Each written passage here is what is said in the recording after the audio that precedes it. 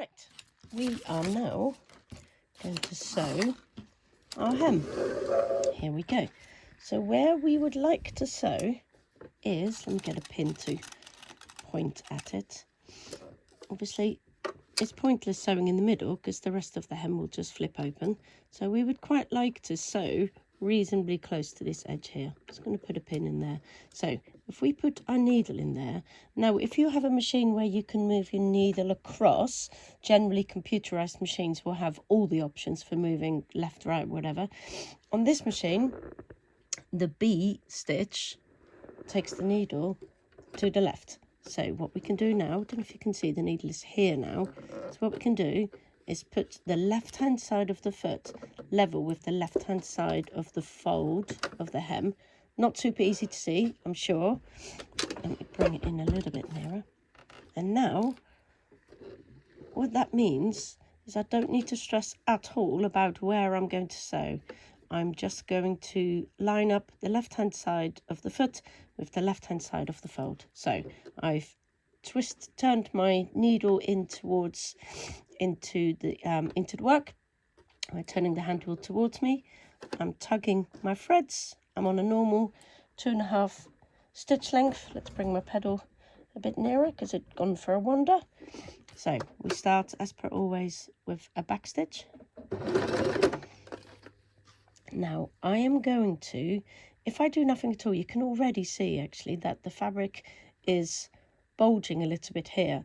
And the way that the machine handles fabric when you are sewing more than one layer together is that it feeds the top layer at a different rate from the bottom layer, and often it ends up that the top layer stretches a little bit compared to the bottom layer. If I do nothing at all, by the time I get to that first pin, I will probably have a bit of extra fabric, and I don't want that.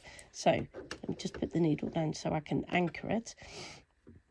Whilst it's sewing, what I'm going to do is I'm going to gently pull it taut. So can you see the difference between this and that? So I'm not making the machine work harder. I'm not going to stop the machine pulling the fabric through. I'm just keeping the fabric taut. So also, look, I've got my hand underneath here, which means I can feel if there's pleats or puckers or pins or anything. You know, it's easily done. If you sew like this always, you might find you're stitching the end of your sleeve to the hem that you're creating. Who needs that, right? As you can see, by the way, I've got quite a lot of fabric here. What I'm doing is I'm putting the bulk of it on the table, or if you've got more fabric this way, put it on your lap. If you leave things to dangle, can you see what's happening? It's pulling because it's quite weighty. So put it on the table, hold your hand underneath here, and that is a really good way of making sure you're not sewing over pleats or pins or sleeves or what have you. So here we go.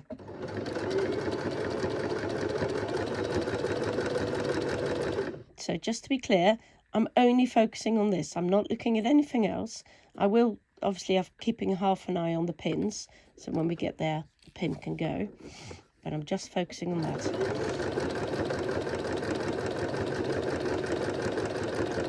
So I'm keeping my fabric taut with this hand, and then with this hand, I'm kind of just stopping gravity from pulling things to the side.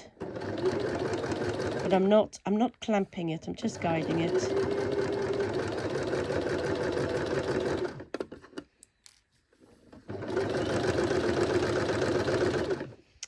See, I didn't actually pin the final bit in.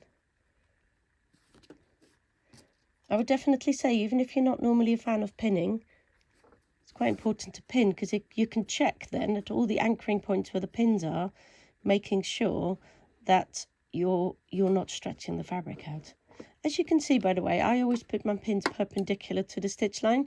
I find that way you can stitch right up to the pin before you take it out. You can also see I'm not pushing my pins all the way in. That's for two reasons. These pin heads especially are very easy to stitch into, and it's also distorting the fabric if you push it in too much. And then the final thing is, very occasionally, especially in dressmaking, you might have pinned something in and then decide, actually, I want to sew on the other side. And that way you can still get to your pins because they're not hidden.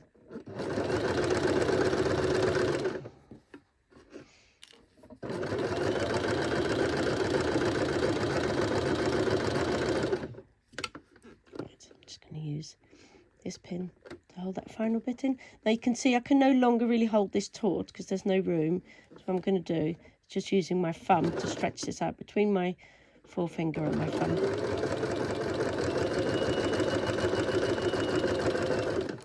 And then I'm not going to go off the fabric, I'm going to go close to the edge.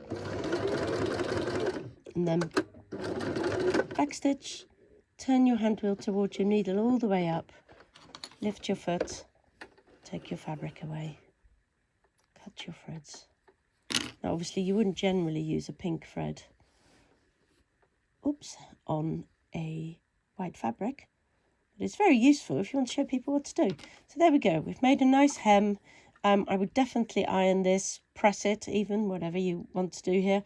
That way everything will just end up looking a lot more beautiful.